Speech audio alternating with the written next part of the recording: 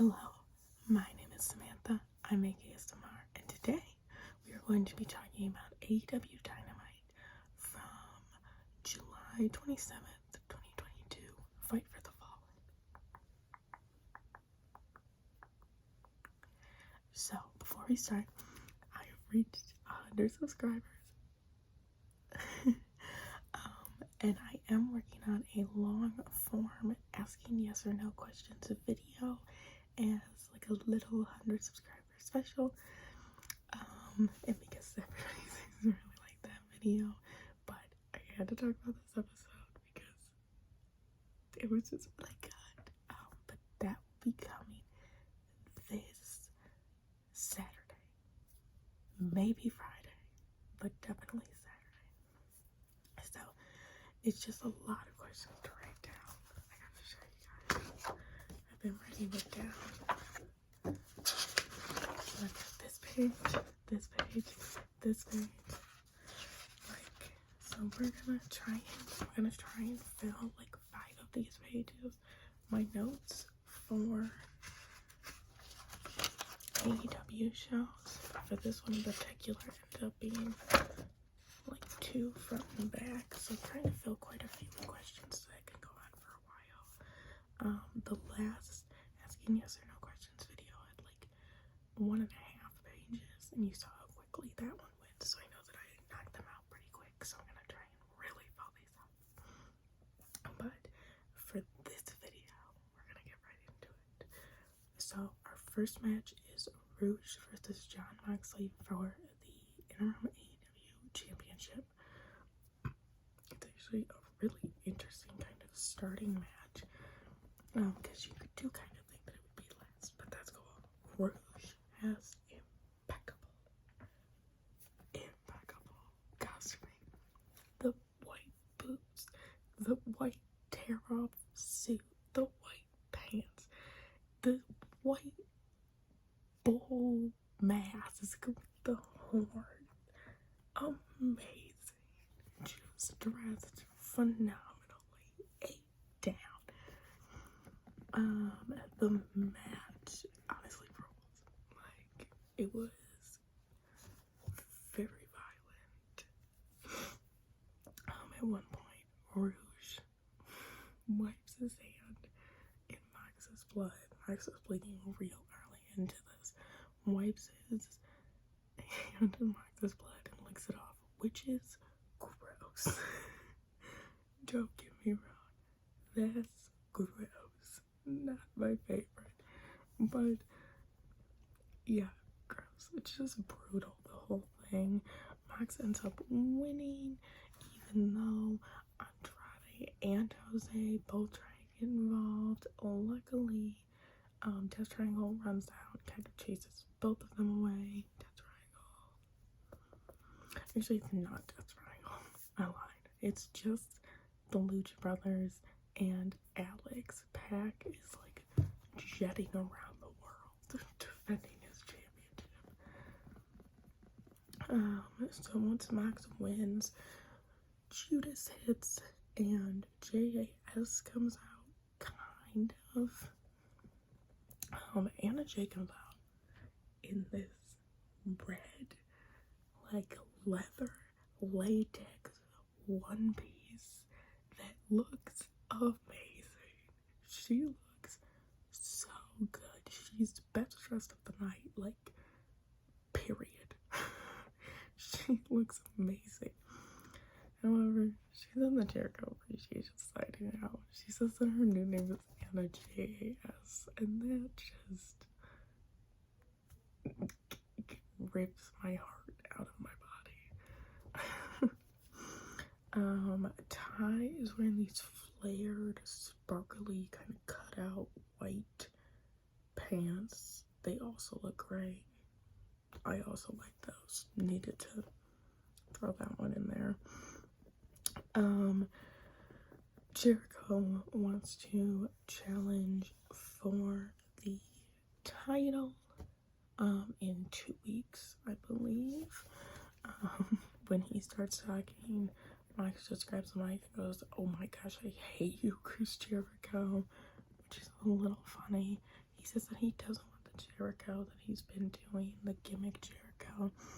He wants the Lionheart Jericho. So we will see how that kind of works in. This was kind of a weird collection of the Jericho Appreciation Society, because it was Ty and Sammy and Jericho and Angela Parker and Anna Jay. And I was like, oh, so we're missing Danny Garcia, but he has a match coming up. So at the end of the night, so he's probably just, waiting for that. We're missing Matt Menard, and I didn't even realize until the very last point of the episode that we were missing Jake Hager. But we're also missing him. Then we get an announcement for the Trios belts, which is very exciting. And they're probably going to go, hopefully, on some form of the Elite, like the Young Bucks and Kenny, or the Young Bucks and Hangman, or the Undisputed Elite, which I think will really add to the drama of the Hangman storyline right now. I would like to see him with the belt again. I do wish that we had women's tag belts first. I do kind of wish, or that they sort of intergender, and they don't even have to be like intergender teams. Like, honestly, I just want to see the baddies in Death Triangle fight so bad. But I do have some ideas. I would love to see the Best Friends with Orange Cassidy do it. I'd love to see Death Triangle do it. I would love to see the baddies do it. I think that would be so fun. They're not gonna do that, but I wish that they would. Dante Martin does a promo because he has a match coming up against Sammy Guevara. He says that Ty is super sneaky, so he's gonna bring Sky Blue. Just make me a little heart. They're so cute. I love Sky. Who doesn't love Sky? She's so sweet. Then we have Danhausen versus Ricky Starks for the FTW Championship. Okay. I'm gonna be talking with my hands a lot. I love Danhausen's gear. I don't think that I mentioned that. And then we get this video package of Ricky that is so dramatic. I love it. Where he's like, I am absolute. And it's him in all of these outfits and all of these shooting locations. Looked great. Star material. Absolutely perfect. Hobbs does come out for a second with Ricky to kind of wish him good luck. Foreshadowing for the worst. Terrible. We'll get to that. So very quickly, Ricky ends up winning, and just like last week, demands another opponent, but says that this time he actually is going to fight them. And everybody all kind of catches on at the same time. It's like, oh my gosh, it's gonna be Hook. And then lights go out. Music hits. It's Hook.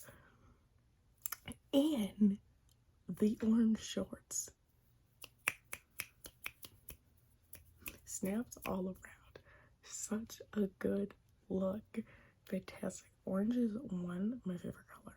But two, I love when they dress to match a championship belt. Like, you're like, they're gonna win because they match the belt. There is a spoiler. There is a hip toss to Hook, but he lands on his feet serve out loud. I was watching it and I saw it and I went, oh, serve. And Hook ends up winning. He ends up putting the red rum on Ricky while he's still standing. Ricky makes this absolutely wonderful face. It's hilarious.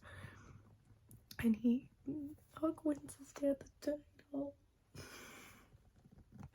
That made this is so exciting. He's wearing the orange. Oh my gosh, I just loved it so much. It was such a wonderful moment. I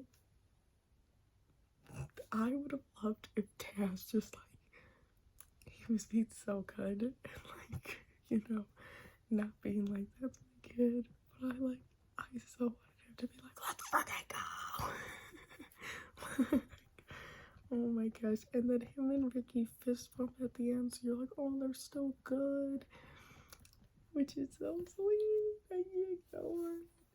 Oh my gosh, I just absolutely loved it. So we come back from the break, and Hobbs is comforting Ricky, and Starks is just giving this amazing promo. Like, I was, no joke, I am on my period, but I was about to cry. So, like, maybe that's me, but I was like, oh my gosh, yeah, it is your time. And everybody's screaming. I was like, yeah. And then as soon as he says Hobbs and Hobbs clotheslines him, and then just like stands over him. And it's like, what are you doing? Oh my gosh. I was like, how dare you? I'm very happy that you're still a heel. But, oh.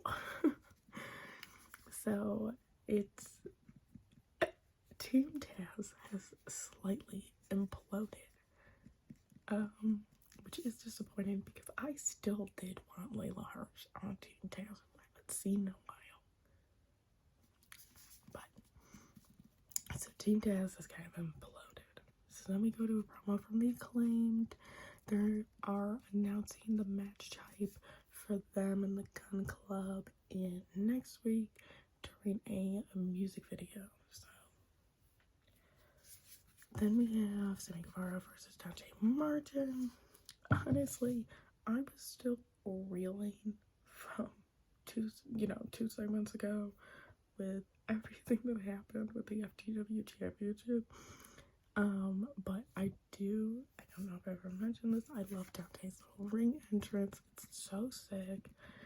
And then he's actually pretty funny in this match. Like, I kind of laughed out loud because he kind of copied and made fun of all of Sammy's moves, which I loved. Sammy tries to run away with Ty back up the ramp. Dante kind of chases him down and then like pushes him off the ramp, and then he leaps off the stage onto him. It was kind of crazy. Sammy ends up winning. I don't know how I feel about that. They start beating up on Sky and Dante. But then Ortiz, Ruby, and Eddie come out and make the save, which is nice. Anna Jay had come out to help beat them up, so now we're going to get Ruby versus Anna Jay, which I think will be, I'm very excited for that match. I love whenever Ruby saves somebody because she always holds their face like this. Like, if Ruby's gonna do anything, it will be tenderly hold the face of somebody who was just beat up. But it was, I will never not want to see Dante Martin.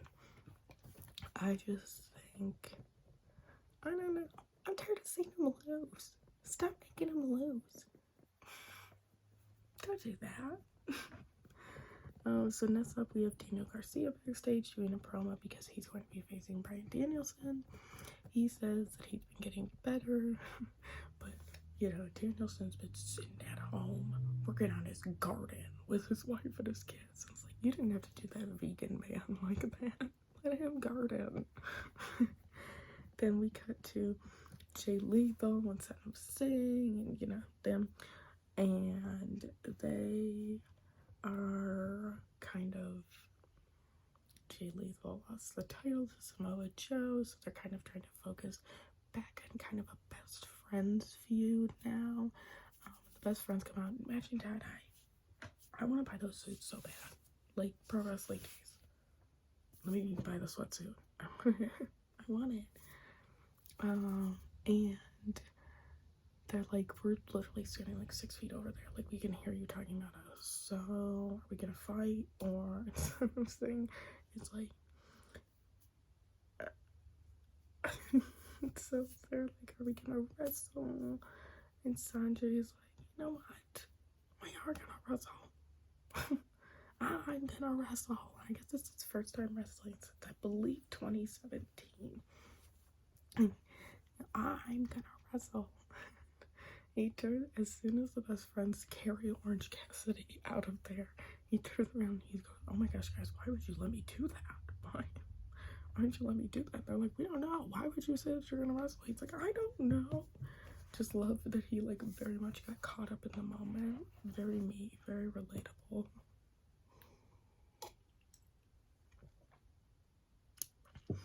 Now we have Jungle Boy and Luchasaurus coming out. Jungle Boy is breaking his silence. He comes out, okay. He's wearing the jacket that Christian laid on him when he gave him the chair shot back in June. I usually try not to swear on this channel because my mom doesn't like when I swear. But Jungle Boy comes out and goes, Christian, you are the biggest pussy that I've ever met. Hilarious. I screamed.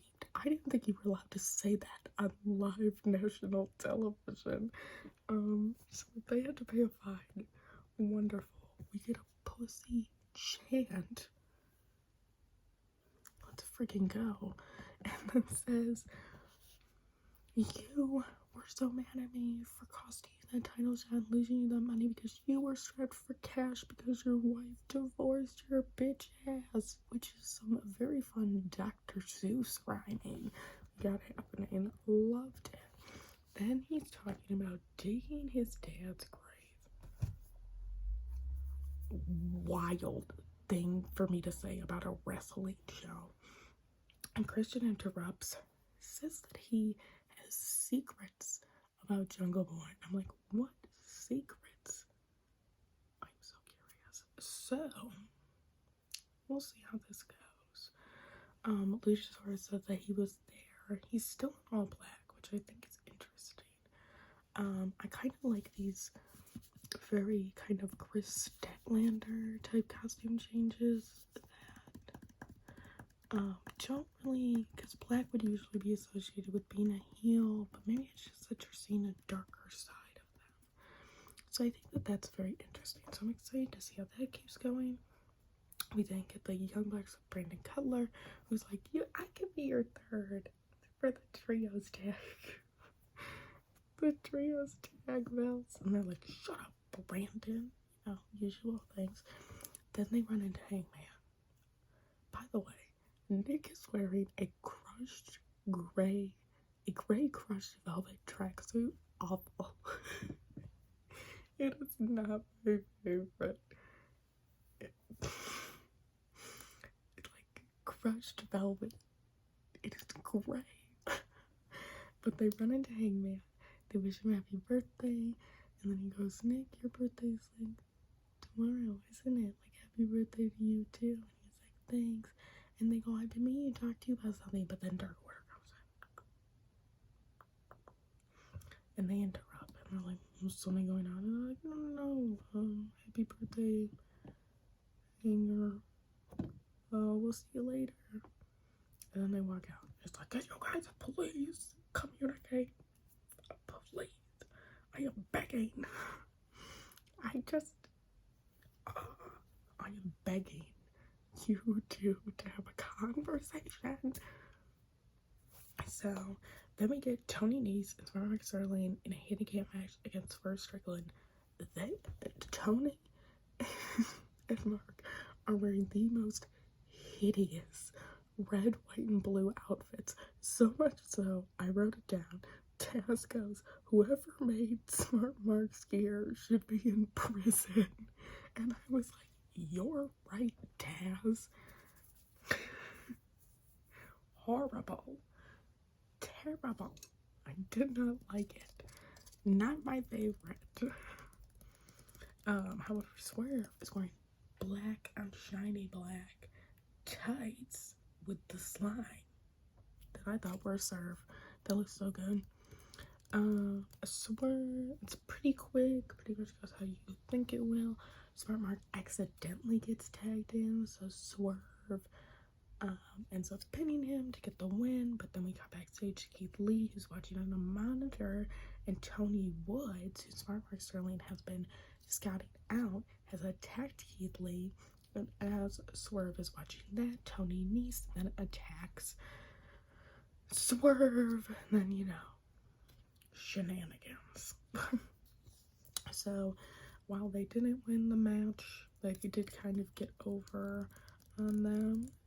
We cut to a House of Black promo, which I laughed because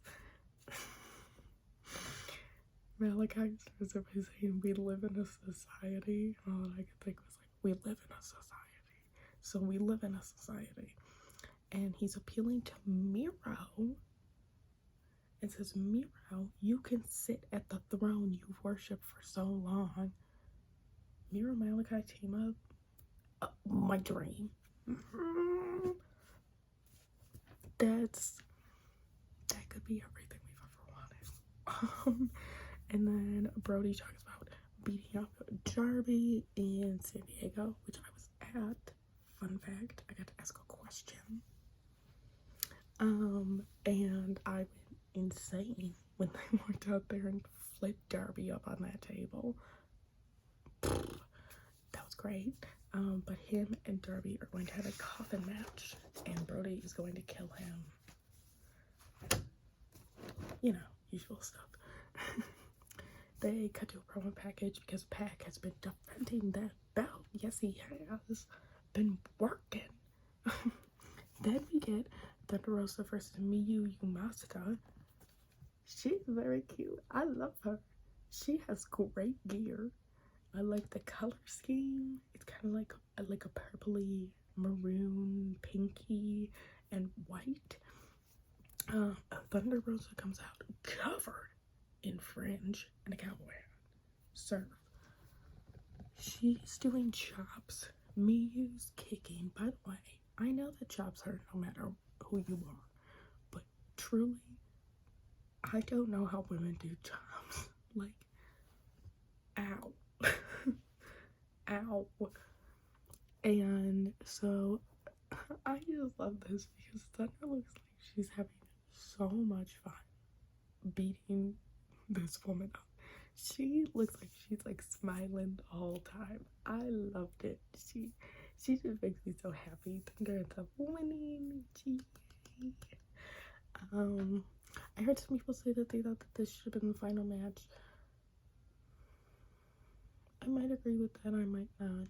Honestly, I don't really care so much where women's matches are placed. Because I don't really so much care where women's matches are placed as much as I care about the time given to them. I think that there could have been another women's match in this one. Honestly, I think that you could have taken out Sammy and Dante and replaced it with a women's match. Again, not that I ever don't want to see Dante Martin. I always do. But I think that you could have done something else here. Anyway, then we get to Danielson and Garcia on their match. Garcia's wearing black on shiny black with a matte black JAS logo. I think that's good. I like that. I still think that there has got to be a color that works really, really well with his skin tone that he hasn't worn yet. Like, I would like to see maybe like an emerald green. Like, keep with the jewel tones. Like, he's done the red, kind of maroon. He's done that kind of deeper blue. I think that the black is a very safe choice. I'd like to see maybe an emerald.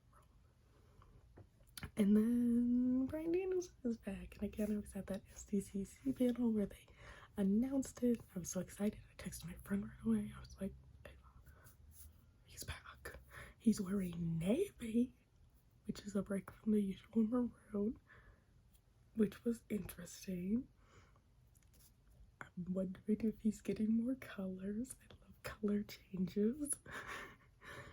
There are immediate yes chants as soon as he's kicking. I'm like fired up. I'm like, yes, I'm doing it too. Garcia rips up the padding down below. They kind of have this like concussion storyline going on where like it kind of stops because Bryan looks like he got like his bell rung and then he, you know, slams onto the cement floor, and I hope it's a storyline. I don't love that. Just the history of concussions feels a little bit less to play with. I kind of wish that they would have like done his leg or been like, I'm going to re-injure your leg or something. I just don't. I did love Bryce yelling though. He was like, "You have to get back in the ring." I feel like Bryce was like really mic'd up for this one. I was like, yeah.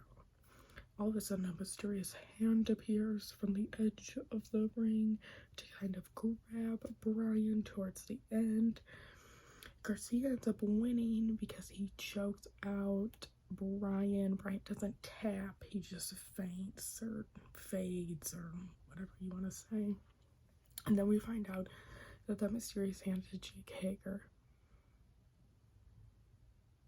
I'm kind of up in the air about this match finish too, because again, as I stated earlier, I honestly didn't realize that Jake Hager was missing from the JAS when they all came out on the stage. So that I feel like is bad. Because I was like, oh, it's Matt Menard under there. No, it's Jake. And I feel like that's not great. I didn't even realize that he was gone. But I also don't think that Garcia needs help to win. Like, I think that he could have cheated in a way on his own that he didn't need somebody else's help. And honestly, it was kind of weird help because he just kind of like held his leg for a second. It felt clunky. And I didn't need Brian to win his match back. That's totally fine. But I think that it would have been more impactful if he wasn't distracted and then got choked out. He just got choked out. And, maybe the ref has his back turned and Brian had grabbed the rope, but Garcia gets it off while the ref's back is turned. Maybe that's how somebody else could have done it. The thing, like, under the, I don't know, just didn't work for me. But nonetheless, I really liked this episode. Everything with Team Jazz was so perfect. Like, perfectly executed. I loved it. I had the best time. I was live blogging this. Everybody was having just the greatest time. It's nice to see a faction implode with little build-up, but so successfully, because we are used to very long-term storytelling, which I like. But it's nice to know that they can do a very short-term, this is what happened. So, I hope that this video brought you some rest, some relaxation, and some tingles, and I will see you on Saturday for sure.